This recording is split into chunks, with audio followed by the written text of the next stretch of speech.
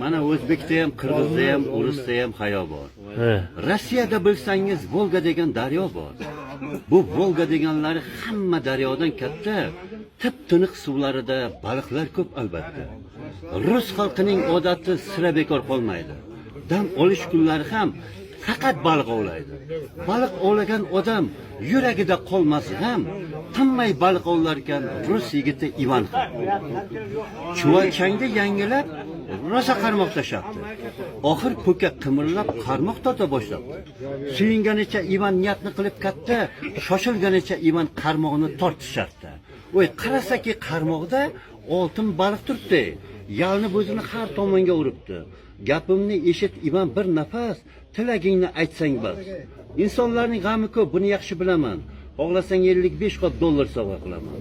Balki senga mashina yo qachoni kerakdir. Go'zallikda tengi yo'q bir jonona kerakdir. Tilagingni ayt Ivan, bajaraman barisin. Xohlasang yuboraman oldinga suv parisin. Ivan shoshilib o'ylanib qoldi shu vaqtda, oltin baliq tutdi, bu ham bo'lsa bir baxtda.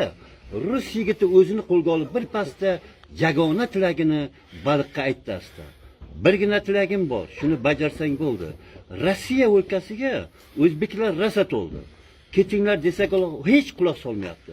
Ularning dastidan bizga ish qolmayapti. Shunday qilki o'zbeklar ketsinlar o'z yurtiga, borib qarasin ular paxta ipak qurtiga. Oltin baliq Ivanni gapiga quloq soldi, lekin dumini likillatib biroz o'ylanib qoldi. Ivanjon, tilaging dilimni qildi xira, o'zbeklarni Rossiyadan chiqarishi iloji yo'q sira. Chunki qancha suvda suzib yugurganman, yelganman, Rossiyaga o'zim ham Sirdaryodan kelganman. Молодец.